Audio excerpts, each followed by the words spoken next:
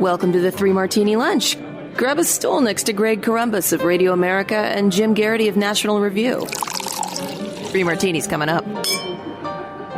We've once again made it to Friday. It's the Three Martini Lunch. Good, bad, crazy martinis brought to you by a brand new sponsor, Theragun, today. Jim, let's get to our good martini. And you mentioned this a little bit earlier in the week when we were talking about the riots in Philadelphia. And it was not one of Wolf Blitzer's greatest moments. I'm not sure what would make his greatest moments, but this was definitely not one of them. He's kind of echoing Joe Biden. Remember Joe Biden a couple of weeks ago saying you should just shoot people in the leg if they're a physical threat to somebody's life or health.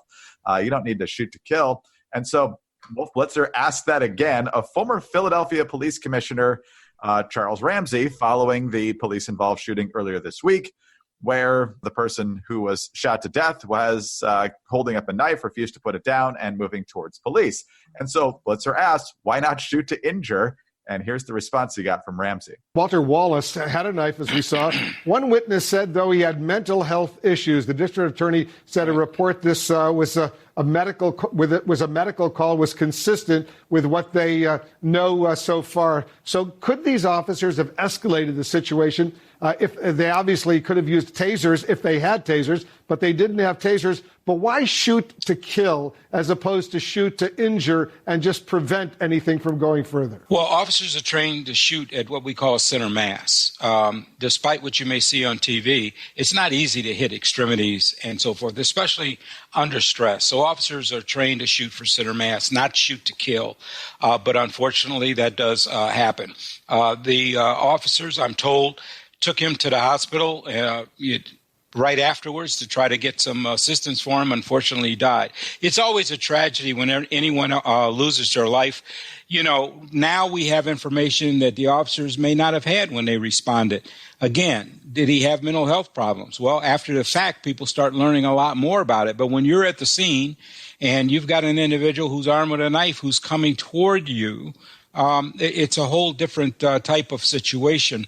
And the officers have to make very quick judgments. I also like the fact that Wolf Blitzer expected the police to know at that moment that there were mental health issues, although I guess there had been multiple calls on this person before, but I'm not sure it's always the same officers. So, Jim, what do you make of Wolf Blitzer's view of how police work happens and an actual police chief's view of how police work happens? Well, first of all, Greg, if we have to say Wolf Blitzer's greatest moments, I think number one would be his interview of Nancy Pelosi not that long ago, where she just completely flipped out and concluded that he was an agent for the Republicans and all that stuff. Clearly. And secondly, Wolf Blitzer's second greatest moment was his work with the Impossible Mission Force a couple movies ago. And perhaps it's from that experience working with Tom Cruise and the rest of the team that he thinks you can shoot the gun out of somebody's hand or shoot them in the hand in order to disarm them and something like that. We've made fun of Joe Biden for saying this, and we just kind of expect Joe Biden to say these kinds of wacky things. His advice to Jill to just shoot the gun out the window and hope for the best, and things like that. But it's a little troubling how common this perception is. And I don't know if it's I used to see this on Kojak principle, or just this idea that our cops are marksmen and they can put the bullet exactly where they want in a way that will wound the assailant but not kill them, that there's no way you can die from being shot in the leg. If you believe that's the case, read about the late Redskins safety Sean Taylor, was shot in the leg, hit an artery, and he bled out. When you are in this type of situation, we should just those of us who are laymen, those of us who are not in law enforcement, we have every right to hold the police accountable, but we also need to be realistic in our expectations of what happens once the bullets start flying. If you have a knife and the police tell you to put down the knife, you really need to put down the knife. If you do not, something very bad may happen. That's just baked in the cake. There is no perfect scenario where our police can disarm someone without any risk to themselves or without any risk to anyone else. You should not be charging at a police officer. Secondly, on the issue of mental illness, you hear that and it breaks your heart, but that doesn't make the assailant any less dangerous.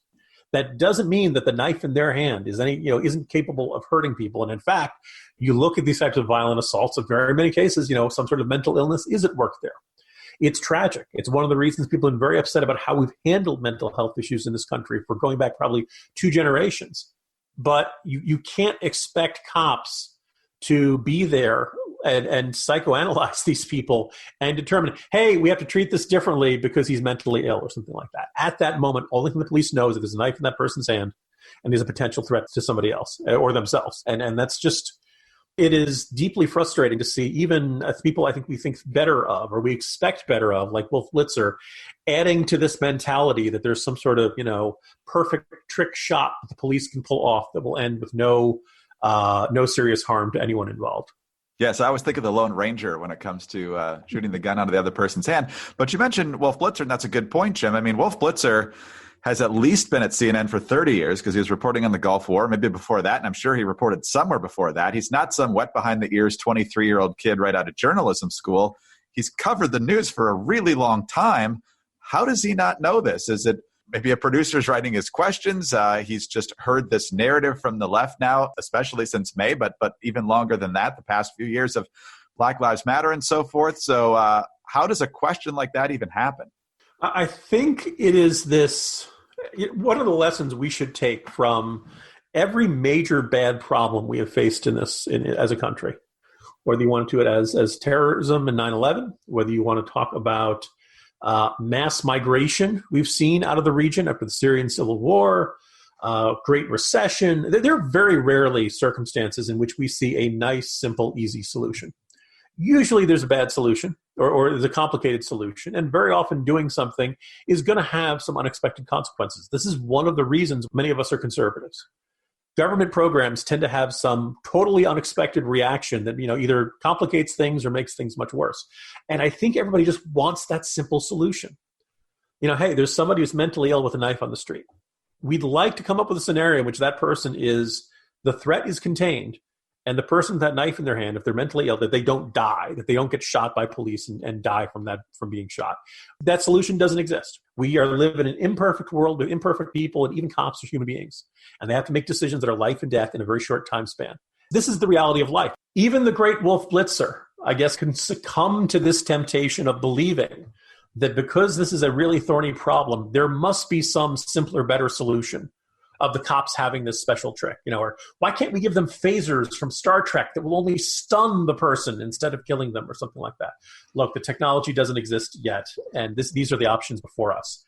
The temptation to immanentize the eschaton, to build God's heaven on earth here, is a seemingly timeless one. But unfortunately, we have to realize we deal in the real world with imperfect people, and cops are human beings, and they're going to have to make decisions in very short time spans that have life and death consequences. And I think that thought is so scary to people, so unpleasant and frightening to people, that they prefer to think that there's some sort of better, imaginary option out there. Jim, would you say it's been a stressful year? Slightly stressful between everything happening with George Floyd and the protests and the destruction, and obviously a worldwide pandemic that has had at least 2, maybe 3 waves now here in the United States, depending on the different parts of the country. Economic upheaval, although it had a nice bounce back yesterday, but we still got a long way to go. Lots of stress going on. The stress of daily life weighs on us just about all the time, but especially this year. And whether you're an elite athlete or just somebody trying to get through the day, and really this year, muscle pain and muscle tension is a real thing. That's why you should use Theragun, the handheld percussive therapy device that releases your deepest muscle tension using a scientifically calibrated combination of depth, speed, and power. And now, as quiet as an electric toothbrush. That's because the all-new Gen 4 Theragun has a proprietary brushless motor that is so quiet, you will wonder if it is on, while you soothe your aching muscles with Theragun's signature power, amplitude, and effectiveness. I cannot wait to try out the Theragun. My chiropractor has either a Theragun or something extremely close to it, and he has used it on me many times before. And let's just say I leave there feeling so much better, so much more relaxed, so much more put together. And to know that I get a chance to use that at home, it's going to be wonderful. You can try Theragun for 30 days. There's no substitute for the Theragun Gen 4 with an OLED screen. personalized Theragun app, and the quiet and power you need. It starts at only $199. Go to Theragun, THERAGUN.com/martini right now and get your Gen 4 Theragun today. That's Theragun.com/martini, Theragun.com/martini.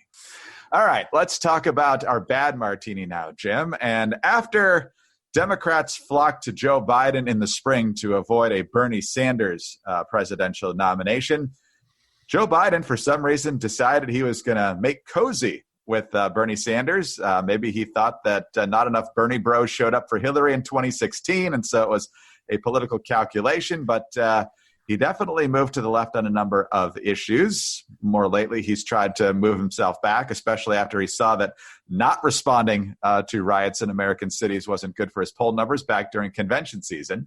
But as we get closer and closer to Election Day, there's a lot of different things that voters need to weigh. One of them is who would be part of a prospective Trump second term or a Biden administration. And two far lefties are already making it known they really, really want to be part of a Biden cabinet. Bernie Sanders himself is one of them. A little over a week ago, Politico reported this one. Bernie Sanders is hoping to be part of Joe Biden's potential administration and has expressed a particular interest in becoming labor secretary. The former Sanders campaign manager, Faiz Shakir, said Sanders has not talked directly with anyone in the Biden campaign about a future role, but plans to push Biden to include progressive voices in both the transition and a potential new administration. And of course, Jim, we already talked about the likely assault on the right to work if Biden is elected president. A Bernie Sanders as labor secretary would pretty much seal that deal. Oh, but there's more. Guess who else wants in from the far left wing? That's right, Elizabeth Warren. Elizabeth Warren wants to be Joe Biden's Treasury Secretary and will make her case for it if he wins next week, according to 3 Democratic officials who have spoken with her inner circle. Warren allies say that the job is appealing because it is a once-in-a-lifetime opportunity to enact some of the big structural change she has talked about during the presidential primary, rather than just pressuring cabinet officials from her Senate perch. So, Jim, the idea of, Bernie the Bolshevik and Elizabeth Warren, of course, the busybody of your local homeowners association, having prominent roles in a potential Biden cabinet ought to be very chilling to every conservative. Yeah, we're going to know what kind of presidency we're going to get from Joe Biden really fast. And I think probably Treasury may well be the single most consequential one. And I think if look, clearly there are a lot of Elizabeth Warren fans who want to see her at Treasury starting early in a Biden administration. If Democrats control the Senate, that confirmation will be easy. If it's 50-50 or if it's Republicans keep control, then maybe that might block a Warren stint in the Treasury Secretary. I think, if you do that, I think Wall Street will feel like, oh my goodness, we have an enemy in the Treasury Department, and it will probably be a drag on the economy for the entirety of the Biden presidency. But clearly, that will set the tone very, very early. I'm a little intrigued to hear Bernie Sanders wants out of the Senate and to be labor secretary, because labor secretary has traditionally not been seen as an enormously influential, plum spot. It's not a stepping stone to anywhere. But I guess when you are approaching 80 years old, as Bernie Sanders is, you're not looking for a stepping stone anywhere. You're looking for a place to take your ideas and make them reality and regulation. And I think the Department of Labor would indeed give Bernie Sanders a lot of opportunity to enact his capital S or small s socialist vision for the country. Now, the other intriguing thing about that, I would urge people, if you really want to get a sense of how Washington works, after he finished his stint as Secretary of Labor, Robert Reich, who's still remained active in Democratic circles, writes at Huffington Post. Robert Reich's autobiography of his years in the Clinton cabinet, titled Locked in the Cabinet, is a blunt, often really funny, and just brutally honest a description of life as a cabinet secretary and exactly what you control as a cabinet secretary, which in Robert Reich's case was not much. It's, he describes going to cabinet meetings and losing arguments to Lloyd Benson, who was Treasury Secretary. He did not feel like he had the ear of Bill Clinton. He felt like Bill Clinton largely ignored him. He felt he got lost in his own building. It's kind of funny. And so I don't know if Bernie Sanders would find being Secretary of Labor the grand power trip, the fulfillment of all his wants and dreams that he expects. But nonetheless, Bernie Sanders having a cabinet position is probably another indicator that the Biden presidency would not be nearly as centrist as many people seem to want to believe it would be. Think Bernie would change it to Secretary of the Proletariat? There you go. I was going to say, Secretary of the Working Class. Now, Biden, I'm Secretary of the People. Now, Biden has said he's looking at possibly having Republicans in his cabinet if he is elected. And the one name I saw mentioned, of course, was John Kasich. So, Jim, I'm sure that's just going to make anybody who's on the fence flock to Joe Biden next week, right? Greg, I'm going to lean in real close to the microphone so everyone can hear this.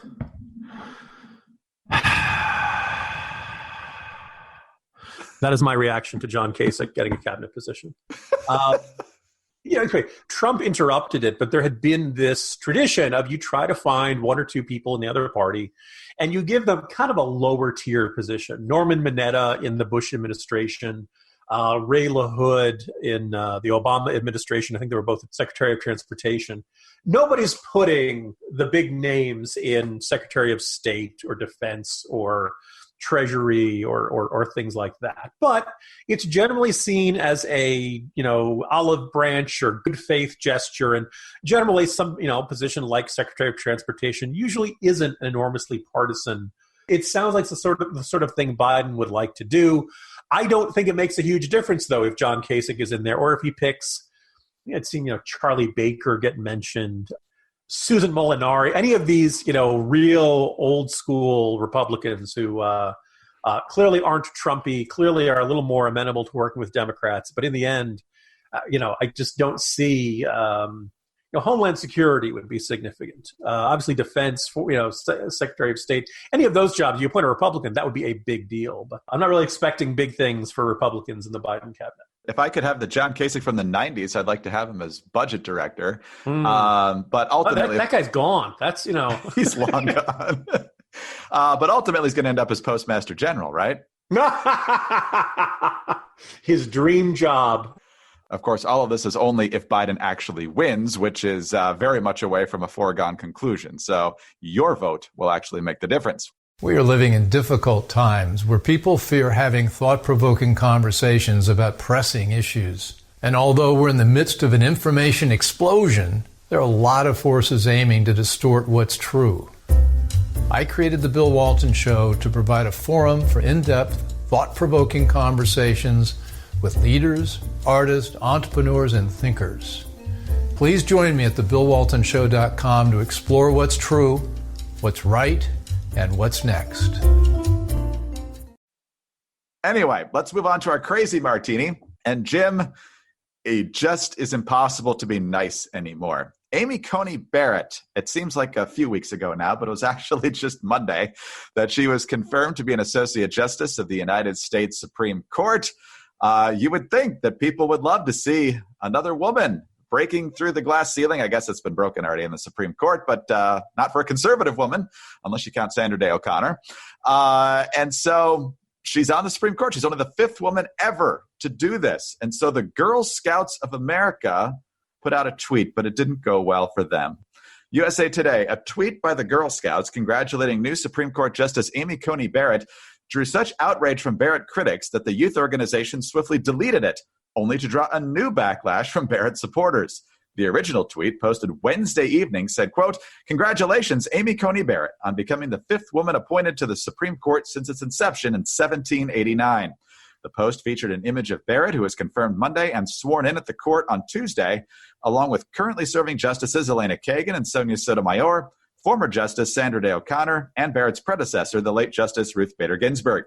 The post was quickly attacked by critics who view Barrett, a conservative, as a potential threat to civil liberties and women's rights. Quote, "What kind of patch does one earn for uplifting a woman who is the antithesis of justice?"